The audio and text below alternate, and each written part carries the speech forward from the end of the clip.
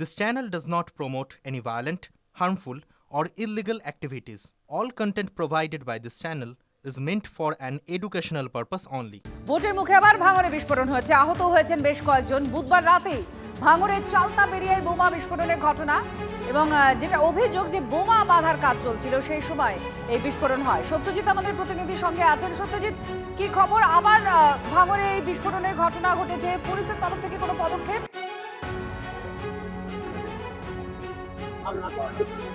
দেখো, এই মুহূর্তে আমি সেই ঘটনাস্থল থেকে পাশেই দাঁড়িয়ে রয়েছি এবং এই মুহূর্তে আইএসএফ এর কর্মী সমর্থকরা এখানে উপস্থিত হয়েছেন এবং তারা যেটা দাবি করছেন যে তৃণমূলের কর্মী সমর্থকরা কার্যত এই চালতাবেড়িয়া অঞ্চলের দক্ষিণ বামুনিয়া এলাকায় তারা সেখানে বোমা বাঁধছিলেন এবং রাতেই বিস্ফোরণের ঘটনা ঘটে এবং সেই ঘটনায় একাধিক তৃণমূল কংগ্রেস কর্মী আহত হয়েছে বলেই কিন্তু আইএসএফ এর কর্মী সমর্থকরা অভিযোগ করছেন। এবং তোমার যে ছবিটা এই মুহূর্তে দেখাবো, যে প্রচুর সংখ্যক কিন্তু এখানে আইএসএফ কর্মী সমর্থকেরা উপস্থিত হয়েছেন এবং কিছুক্ষণ আগে তৃণমূল কংগ্রেস এবং আইএসএফ কর্মী সমর্থকদের মধ্যে একটা বাদানুবাদ এবং মারধরের ঘটনা ঘটে।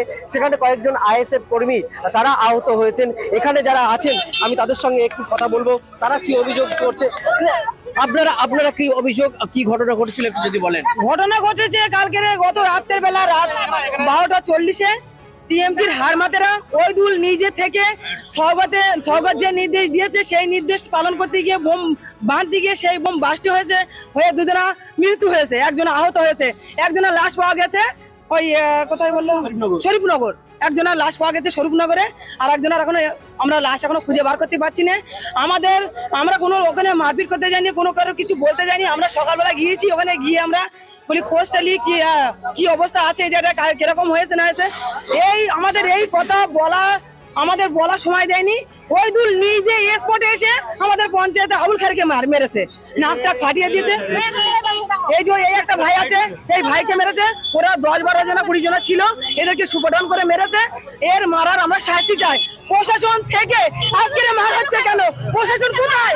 প্রশাসন শুধু থানা বাড়াচ্ছে, এই বিজয়গঞ্জ বাজার থানা বাড়াচ্ছে, ভাঙড়ে বলছে এখানে থানা করতে হবে, ওখানে থানা করতে হবে।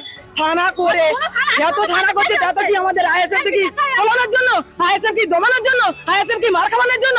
আমরা এটা মেনে নিতে পারি না। প্রশাসনের কাছে প্রশাসন যদি আমাদের দ্বারস্থ না যদি নির্দিষ্ট বিচার যদি না করতে পারে, আমরা এই সপ্তাহের মধ্যে ওইদিনকে আমরা বিচার করে নেব। এই যে মারধরের ঘটনা মোল্লা এই মুহূর্তে আমাদের সঙ্গে রয়েছেন। শওকত সাহেব, আপনি শুনলেন ভাঙড়ে কি হয়েছে, কি বলবেন এখন? তো ভোটের মুখে ঠিক এইরকম ঘটনা ভাঙড়ে তো বারবার এই ঘটনা ঘটছে। দেখুন, একইভাবে পঞ্চায়েত নির্বাচনে এই আইএসএফ এর লোক কিছু নেতা আছে, তাদের কাজ হলো যে কোনো ভাবে ভাঙড়কে অশান্তি করা। আর বিশেষ করে এই চালতাবেড়িয়ার কিছু জায়গা আছে যেখানে কয়েকজন সমাজ বিরোধী আছে, তাদের কাজ হলো যে কোনো ভাবে চালতাবেড়িয়াটাকে রক্তাক্ত করা।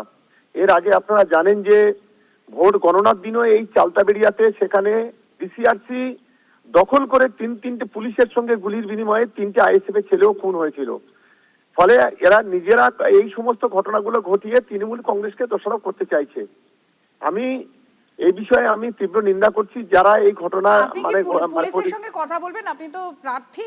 নিশ্চিতভাবে আমি এখনই পুলিশের সঙ্গে কথা বলবো। বিষয়টা পুলিশ যেন তদন্ত করে, বিষয়টা সঠিক তদন্ত করে যেন দেখে, সেই বিষয়টাকে আমি এখনই পুলিশের সঙ্গে কথা বলবো। ধন্যবাদ। শওকত মোল্লা, তৃণমূল কংগ্রেস প্রার্থী ভাঙড়ের, এবং তার প্রতিক্রিয়া আপনারা শুনছিলেন। বেশ কয়েকজন জখম হয়েছেন। আপনারা শুনছিলেন যে একজন মহিলার তরফ থেকে বলা হচ্ছিল যে এখানে মৃত্যুও হয়েছে। ঠিক কি আর তথ্য উঠে আসছে, আক্রান্ত যিনি হয়েছেন তিনি কি দেখেছেন, কি হয়েছিল সেই সময়, শুনুন তার বক্তব্য। তারা বাইরে থেকে লোক নিয়ে এসে বোম বাঁধছিল, সেই বোম বাস্ট হয়।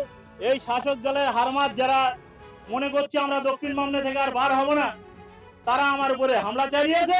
টিএমসিরা বোম বাঁধছিল, টিএমসির হারমাত বাহিনী, ওইদুল ইসলাম তানার নাম।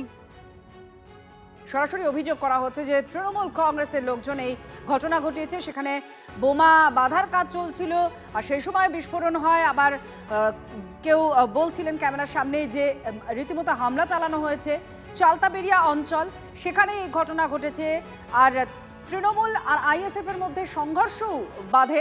তৃণমূলের সঙ্গে সংঘর্ষে আহত হয়েছেন আইএসএফ নেতা ওহিদুল মোল্লা, তৃণমূল কংগ্রেস নেতা। তার বিরুদ্ধে মূলত অভিযোগ তোলা হচ্ছে।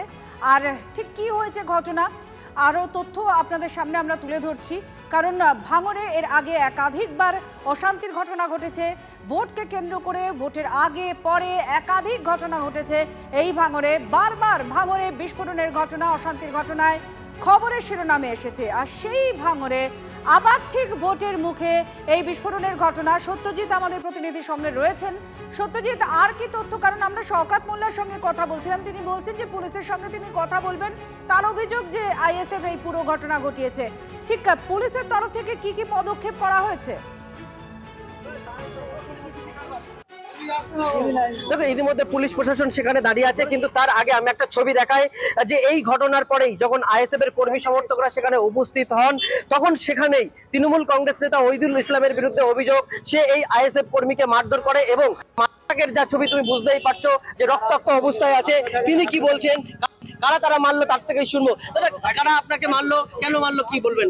এখানে শাসকের হারমাদ বাহিনী ওহিদুল ইসলাম বলে একজন নেত্রী দেয় শাসকের, তার নাম ওহিদুল ইসলাম। এখানে আর একজনা পঞ্চায়েত আছে ইব্রাহিম কুড়কাই, আর একজনা পঞ্চায়েত আছে লিলিমা বিবি। সত্যজিৎ, লিলিমা একটু বিবি এরা জিজ্ঞেস করো তিনজনা যে পঞ্চায়েত পুলিশ কি থাকাকালীনই যাদের বিরুদ্ধে অভিযোগ তারা তুলছেন, পুলিশ কি কোনো পদক্ষেপ করেছে? এবং সুশমন স্যার থাকাকালীনই আমাদের বললো তোমরা এখানে ভিড় করো না, চলে যাও। এই যে আপনাকে মারধর করা ঘটনা হলো, পুলিশ কোনো ব্যবস্থা নিয়েছে? যখন স্যারের এই কথা বললো আমরা গাড়িটা ঘোরাচ্ছি, স্যারের সামনে আমার উপরে হামলা হলো এবং আমাকে ধন্যবাদ, ঘটনা হামলা বিবরণ হয়েছে। রাখুন।